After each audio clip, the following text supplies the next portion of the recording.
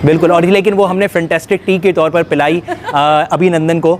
ये है कि आप उस तारीख को याद रखें इस तरीके से कि हमने उस दिन को मनाया था क्योंकि हमने ये जंग जीती थी। और भारतीय फ़ौज का प्लान था कि वो लाहौर के जेम खाने में जो है वो आराम से जाएंगे और वो शाम की चाय पियेंगे या सुबह का नाश्ता करेंगे।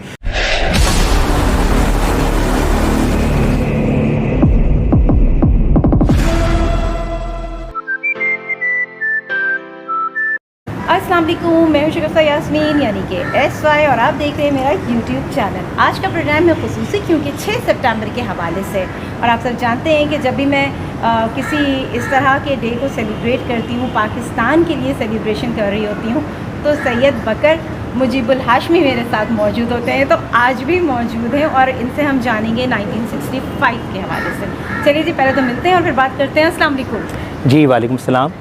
बकर, 1965 अब बच्चों ने भी सुना हुआ है, बड़ों ने भी सुना हुआ है, लेकिन अगर मैं किसी से पूछती हूँ तो वो कहते हैं हाँ जी वो कोई कहता है कि दिन में अटैक हो गया था, कोई कहता है कि नहीं शाम में अटैक हुआ था, कोई कहता है शब-ए-खून जो था वो मारा गया था।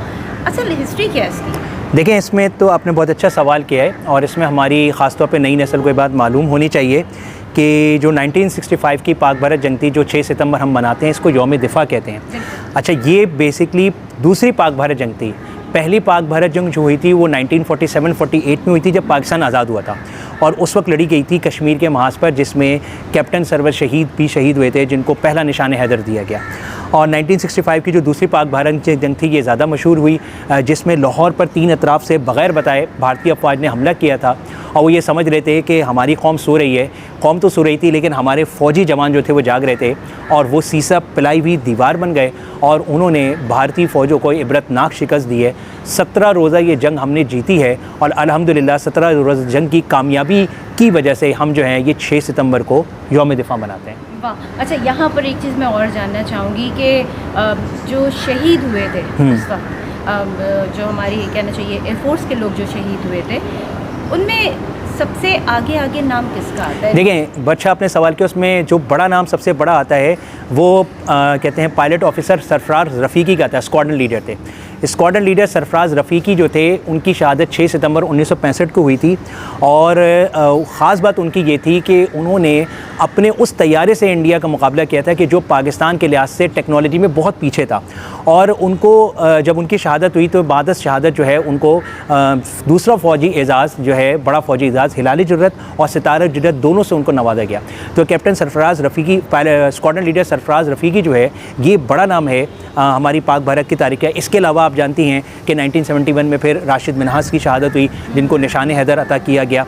पायलट एयरफोर्स में वाहिद जो शख्सियत है जिनको निशान हैदर दिया गया है वो राशिद मिन्हास है, लेकिन उनकी शहादत 1971 की है और 1965 की जो शहादत हुई सरफराज रफ़ीकी की ये एयरफोर्स के हवाले से सबसे बड़ा नाम है। अच्छा, ये बड़ी अच्छी बात आपने बता दी क्योंकि राशिद मिन्हास के हवाले से मैं ये सवाल करने ही वाली थी कि किसी ने मुझे कहा कि उनकी भी 65 में ही जो था उनकी शहादत हुई थी, तो मैंने कहा था नहीं, उनकी शहादत 65 में नहीं हुई थी, कहीं आगे जाके हुई थी।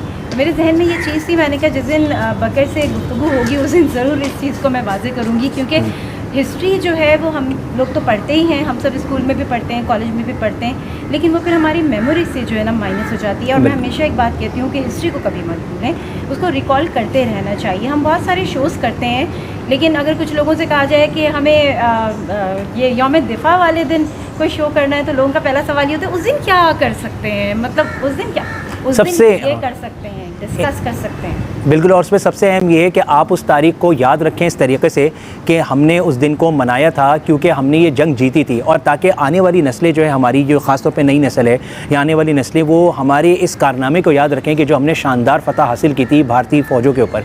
और यही वजह है कि इसकी याद में हम सिर्फ ये नहीं कि 6 सितंबर को यौम दिफ़ा यानी अपनी यौम फ़तह मनाते हैं, बल्कि हम अपने शहदाओं की उन कुर्बानी को भी याद रखते हैं जो हमारे कई ऐसे गुमनाम, मैं लफ्ज़ इस्तेमाल करूँ, गमनाम हमारे लोग हैं जिनमें फ़ौजी भी हैं, आम लोग भी हैं जिन्होंने इस वतन के लिए अपनी जानों का नजराना कबूल किया।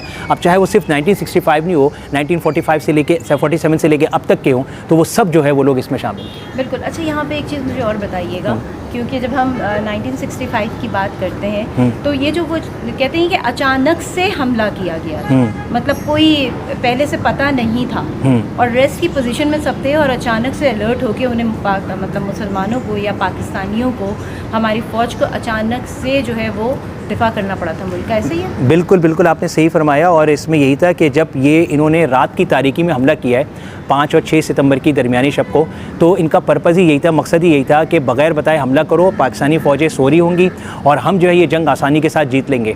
लेकिन उनको अंदाज़ा, और ये भी भारतीय फ़ौज का प्लान था कि वो लाहौर के जेम खाने में जो है वो आराम से जाएंगे और वो शाम की चाय पियेंगे या सुबह का नाश्ता करेंगे। लेकिन उनको ये अंदाज़ा नहीं था कि लाहौर का जेम खाना तो दूर है, वो लाहौर की सरहद क्या वो अपनी ही बॉर्डर तक महदूद रहे, बल्कि हमारी फ़ौजों ने उनको उनकी सरहदों के अंदर ही धकेल दिया था। और ये भी ख़ास बात है कि हमने फिर 1600 किलोमीटर के इंडिया के इलाके पर कब्ज़ा कर लिया था। यानी बजाय कि भारतीय फ़ौज ने अटैक किया तो वो आगे बढ़ती, हमने डिफेंड में हम इतना आगे बढ़ते चले गए कि हमने उनके इलाकों पे कब्ज़ा कर लिया। बिल्कुल सही बात है। और ये बात मैंने भी सुनी कि जी हम तो शाम की चाय जो है लाहौर में होगी तो चाय पीना तो नसीब ना होगी। बिल्कुल, और लेकिन वो हमने फैंटास्टिक टी के तौर पर पिलाई अभिनंदन को। और ये वाक़या भी आप जानते हैं कि टी इज़ फैंटास्टिक जो उसका मशहूर जुमला है अभिनंदन का। कोई और ऐसी आपकी याददाश्त जो आप 1965 के हवाले से शेयर करना चाहें? बिल्कुल बिल्कुल, इसमें जो एक बहुत बड़ी जंग थी वो टैंकों की जंग थी, जो चवंडा के मकाम पर हुई थी। और सियालकोट में जो टैंकों की जंग थी, ये जंग इसलिए ख़ास थी कि दूसरी जंग अज़ीम के बाद टैंकों की दुनिया में लड़ी जाने वाली सबसे बड़ी जंग थी। और इस जंग में पाकिस्तान ने शानदार कामयाबी हासिल की थी कि जब पाकिस्तानी फ़ौजों का 150 टैंकों का मुकाबला 600 टैंकों से हुआ था, और इसमें ब्रिगेडियर अब्दुल अली मलिक की क़यादत में पाकिस्तान ने शानदार कामयाबी हासिल की थी। चवंडा का ये जो इलाका है ये सियालकोट के करीब है और ये इसी की यादगार वहाँ पर मौजूद भी है। इसके अलावा इसके साथ ही उससे एक दिन पहले ये जंग लड़ी गई थी 12 सितंबर 1965 को।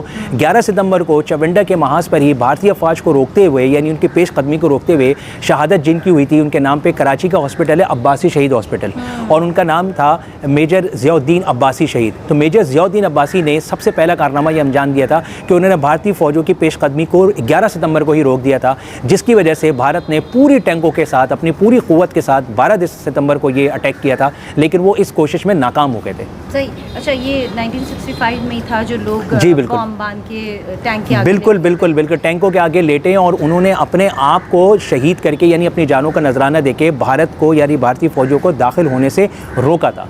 जी हाँ। और 1965 की बात हो रही है तो मैं आपको मैडम नूरजहां मुझे याद आ गई। उनके गानों ने भी कहना चाहिए अफवाज में, अवाम में एक जोश और जज्बा जो था ना वो बेदार किया था। आज भी मैडम नूरजहां को उस वक्त का अगर आप गाना सुने 1965 का, वतन किससे जीले जवानो, बिल्कुल मेरे बिल्कुल नग़मे तुम्हारे लिए, तो वो उसमें एक कहना चाहिए जज्बात ऐसे हैं कि आपका खून जो है ना वो गर्मा जाए। और उसमें बहुत सारे ऐसे नगमाते जिनका आपने जिक्र किया, याद करता है ज़माना उन्हीं इंसानों को, ए राहे हक़ के शहीदों।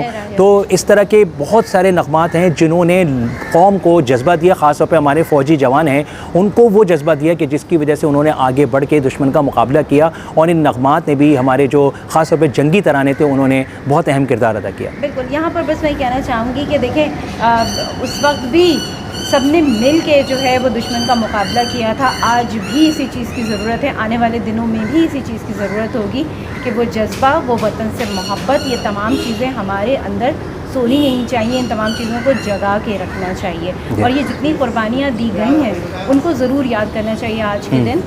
वैसे तो जाहिर सी बात है रोज़ाना तो इसके ऊपर बात नहीं होती, लेकिन जो स्पेशल दिन होते हैं उस दिन ये बात ज़रूर होनी चाहिए और देखने वालों और सुनने वालों तक ये बात पहुंचनी चाहिए कि किस तरह से, किस जद्दोजहद, किन मुश्किलात से गुज़रते हुए ये मुल्क पाकिस्तान हमने हासिल किया। तो अल्लाह ताला हमारे मुल्क पाकिस्तान को इसी तरह से शादो आबाद रखे और हम सबको अपने हिफ्ज़-ओ-मान में रखे। बकर को मैं शुक्रिया अदा करूँगी हमेशा की तरह। बकर, बहुत अच्छी गुफ्तगू की आपने। बकर बहुत शुक्रिया आपने बुलाया। एक सवाल करती हूँ और उसके बाद फिर मैं खामोश हो जाती हूँ क्योंकि इनकी नॉलेज के आगे जो है ना मैं बात नहीं कर सकती बिल्कुल भी। बहुत शुक्रिया, थैंक यू सो मच। आज के दिन आप मेरे साथ यहाँ पर मौजूद रही, खूबसूरत सी लोकेशन जिसकी वजह से आज हमने दोपहर में ही इसको जो है वो शूट किया क्योंकि ये एरिया मुझे बड़ा अच्छा लग रहा था। चलिए जी, यहाँ पर हम कहेंगे पाकिस्तान जिंदाबाद, पाक आर्मी जिंदाबाद। बहुत शुक्रिया।